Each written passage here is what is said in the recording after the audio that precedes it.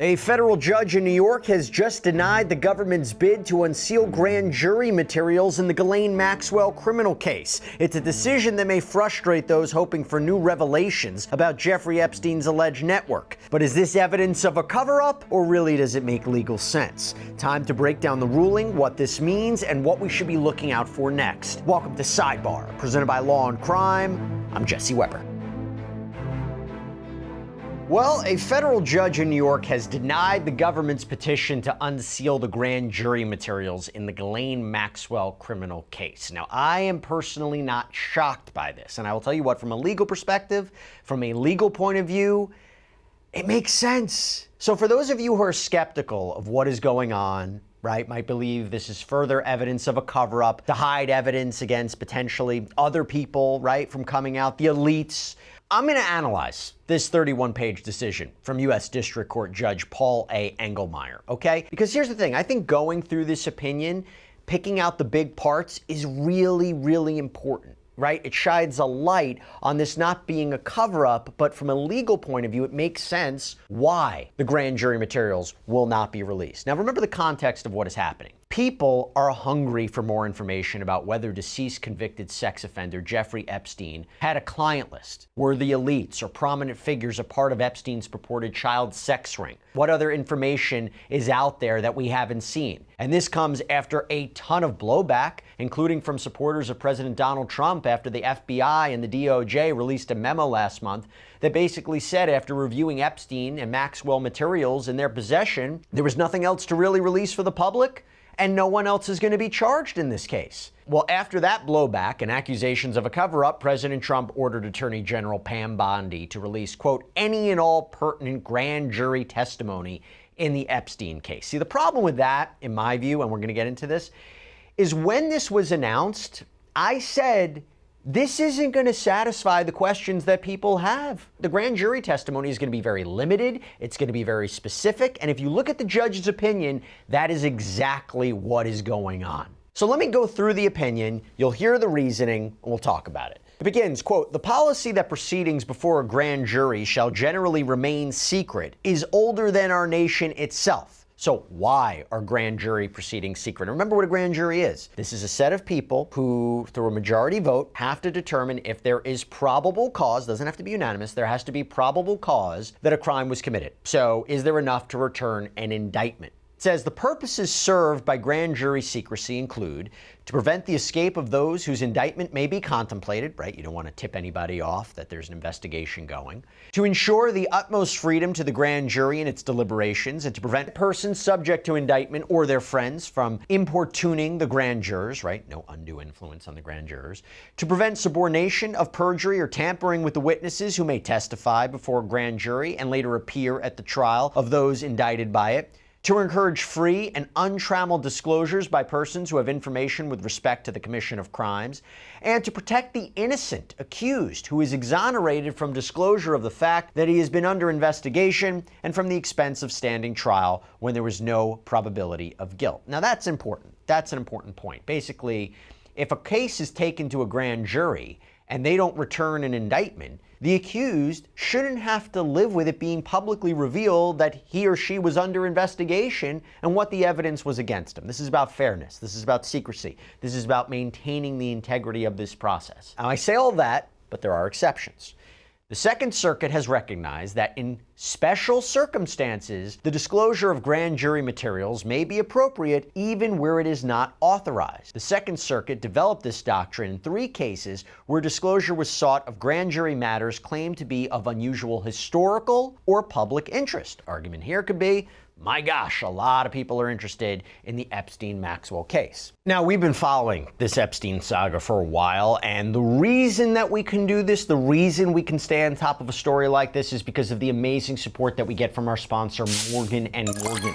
This is America's largest injury law firm. This is a firm with over 1,000 attorneys. You know why? Because they win a lot. They have recovered over $25 billion for more than 500,000 clients. In the past few months, a client in Florida received $12 million after the the insurance company offered just $350,000. Out in Pennsylvania, the client was awarded $26 million. That is 40 times the insurer's $650,000 offer. Another client in Pennsylvania received $29 million after being offered only $500,000. And even if you think your case isn't worth millions of dollars, why not just start a claim and fight for what you deserve? Morgan & Morgan makes it so simple. You can start a claim from your phone in just 8 clicks. So if you're injured, you can easily start a claim at forthepeople.com/LC Sidebar by clicking the link below or scanning the QR code on screen.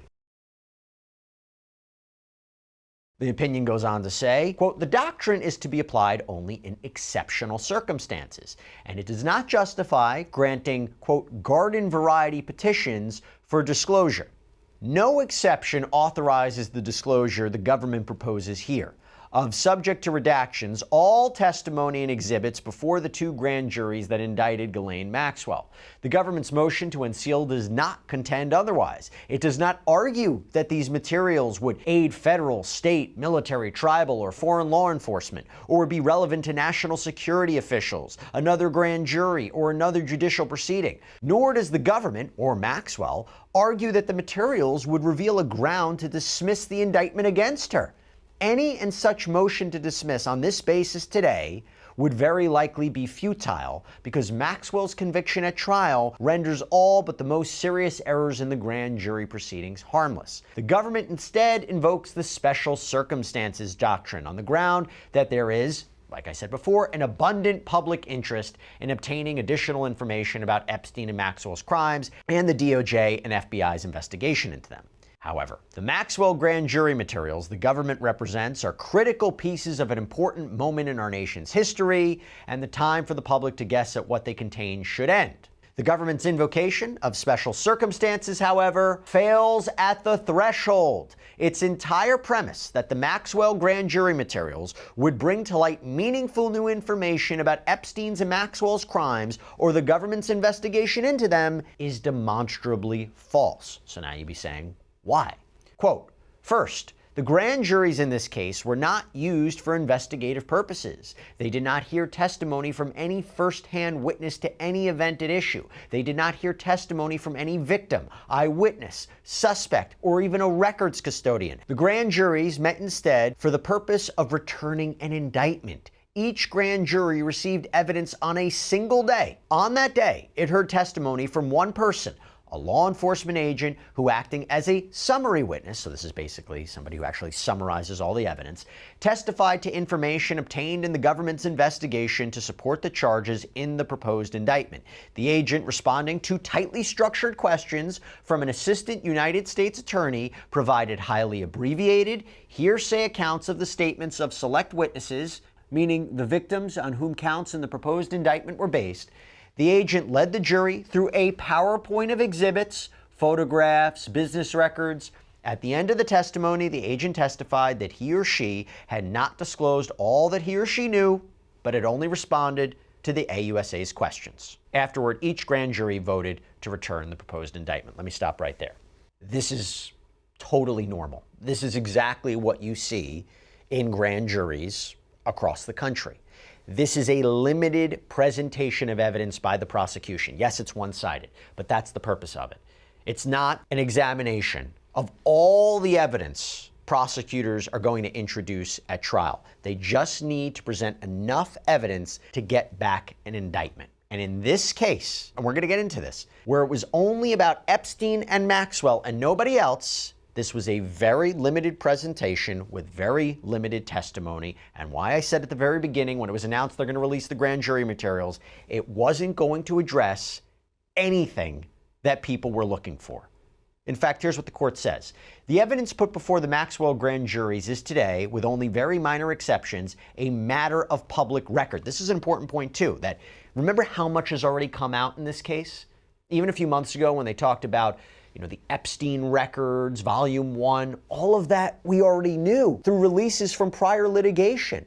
The flight logs, the contact list. We all knew that. If anybody's been following Ghislaine Maxwell's trial, they would have seen what came out. If you followed civil lawsuits, you would have seen what has come out. So that's when the court says all of this is already part of the public record. And the court says the government admitted as much in response to the court's order. The enclosed annotated transcripts show that much of the information provided during the course of the grand jury testimony, with the exception of the identities of certain witnesses, was made publicly available at Maxwell's trial, which, by the way, was fully reported on, or has otherwise been publicly reported through the public statements of victims and witnesses. The court's review confirmed that unsealing the grand jury materials would not reveal new information of any consequence. In response to the court's order, the government supplied the court with a binder highlighting any information that the government had been unable to determine as public. Only scattered words, clauses, occasional sentences are highlighted. These items are few and far between. The highlighted snippets supply at most tertiary details about the same conduct that was the focus of Maxwell's month-long trial. The same is so for the exhibits put before the grand juries. Save inconsequential portions of a few exhibits, these were received in evidence at Maxwell's trial. Some were reproduced in the Maxwell indictments. A member of the public familiar with the Maxwell trial record who reviewed the grand jury materials that the government proposes to unseal would thus learn next to nothing new. The materials do not identify any person other than Epstein and Maxwell as having had sexual contact with a minor. They do not discuss or identify any client of Epstein's or Maxwell's. They do not reveal any heretofore unknown means or methods of Epstein's or Maxwell's crimes. They do not reveal new venues at which their crimes occurred. They do not reveal new sources of their wealth. They do not explore the circumstances of Epstein's death. They do not reveal the path of the government's investigation. In other words, everything the public's looking for, this ain't it. This isn't going to be it. Remember, Ghislaine Maxwell was prosecuted for sex trafficking minors over a 10-year period to solely Jeffrey Epstein. That's what that criminal case was about. So what we're saying is none of this should be surprising. This is standard for a grand jury, and this is standard for a case like this. And the judge said, yeah, the trial consisted of testimony of victims, law enforcement photos, items collected from Epstein's homes, flight logs, address book, but again, all public record, all reported on. The one colorable argument under that doctrine for unsealing in this case, in fact, is that doing so would expose as disingenuous the government's public explanations for moving to unseal. A member of the public, appreciating that the Maxwell grand jury materials do not contribute anything to public knowledge, might conclude that the government's motion for their unsealing was aimed not at transparency, but at diversion. Aimed not at full disclosure, but at the illusion of such. This court gave careful consideration to unsealing the Maxwell grand jury materials on a similar rationale, but with the government having now conceded that the information it proposes to release is redundant of the public record, that this information was made publicly available at Maxwell's trial or has otherwise been publicly reported, the public interest in testing the government's bona fides does not require the extraordinary step of unsealing grand jury records. Without any need to review the grand jury materials, the public can evaluate for itself the government's asserted basis for making this motion. So in other words, we don't have to unseal anything. The fact that the government just admitted there's nothing new, you conclude what you want about why the government had moved to unseal these materials. And then the court goes through a number of factors to determine if unsealing is warranted. Number one, identity of the party seeking disclosure. So normally the government's position is given great weight. However, here the motion apparently wasn't filed by the DOJ trial team, but by the Deputy Attorney General alone in what they call as a hasty and irregular manner, without supporting materials or victim notification. So this factor, according to the court, favors disclosure, but was given limited weight due to procedural irregularities and a lack of compelling need. Two, opposition from Ghislaine Maxwell, right? She's the defendant, opposes unsealing because she has an ongoing appeal, and that's important. This is where the court acknowledged her objection, assigned it limited weight because she hasn't seen the materials. She may be unaware if they're duplicative of trial evidence, but remember, she has an ongoing appeal. She's trying to get the Supreme Court to hear her case. She doesn't want to have anything come out that could jeopardize that. If her convictions are thrown out and she gets a new trial with a new jury, she doesn't want any of this to affect that jury. It's an interesting factor. Another one is purpose of the disclosure. the strongest factor here against unsealing, because the materials, according to the court, are not historically significant, offer no new information beyond what was presented at Maxwell's public trial, that the public interest argument was deemed too vague, unsupported by the actual contents of the grand jury transcripts. What about specificity of the request? Well, the government seeks blanket disclosure of all grand jury materials. The court said this was broad, it was untailored, it weighs against unsealing. Timing, another factor. The grand jury met only about 5 years ago. The trial was under 4 years ago. So this contrasts with cases where disclosure was granted decades later. This factor weighs against unsealing. Status of the principals and the families, while Maxwell, still alive, could theoretically be harmed by disclosure, as we talked about. The content is already public, so this factor is kind of neutral. Extent of prior disclosure. Most of the grand jury material has already been made public during the trial, so this factor supports unsealing, but the court balanced it against systemic concerns. Living witnesses, the law enforcement agents who testified are alive, but their identities could be redacted. This factor is neutral. Need for secrecy, the proposed redactions would protect privacy. This factor is neutral. Victims' perspectives, well, victims largely support disclosure, provided identities are protected. However, the court notes that their support seems based on the mistaken belief that the materials contain new information. This factor would slightly favor unsealing, but there's reservations there. And then, of course, the systemic interest in grand jury secrecy. The court emphasized the importance of maintaining grand jury secrecy for future proceedings. You don't want to set a dangerous precedent that disclosing these materials would do that. It expands what we mean by special circumstances, that exception. So this factor weighs heavily against unsealing. And in the end, the judge denied the motion to unseal. And of course, it becomes a question, is this a good thing or a bad thing for the Trump administration, right? The president has been accused of downplaying the significance of the Epstein materials, not revealing that there's more there. And there's, of course, what's happening with President Trump suing the Wall Street Journal, reporting that he sent a bawdy, controversial birthday letter to Epstein in 2003. He adamantly denies that. So here's the question. Can they just say, we tried to release certain things, the judge wouldn't allow us to do so? That might be an argument. And now you talk about what happens now. Well, NBC is reporting that a similar DOJ request to unseal records in the case against Epstein is pending before another judge. I can't imagine, I'm sure there's a possibility, but I can't imagine there would be a disagreement here. I think this is an incredibly compelling argument, and I wonder if the other court would ultimately agree. But you also wonder, is the administration really going to fight this? Or again, say, hey, we tried our best, the court disagrees, that's it? That may be it. We'll watch and see. All right, before we wrap things up, little programming alert. I'm going to be hosting Cuomo tonight on News Nation, 8 p.m. Eastern, and one of the things that we're going to be doing is taking your calls. So about any case that we have covered here on Sidebar, any of the big true crime cases, call in tonight, 8 p.m. Eastern. I'll be filling in, hosting Cuomo on News Nation. I'll put the call-in number on a social media post, and you'll make sure to call in and ask some questions. I'll see you then. And that is all we have for you right now here on Sidebar. Everybody, thank you so much for joining us. And as always, please subscribe on YouTube, Apple Podcasts, Spotify, wherever you should get your podcasts. I'm Jesse Weber. I'll speak to you next time.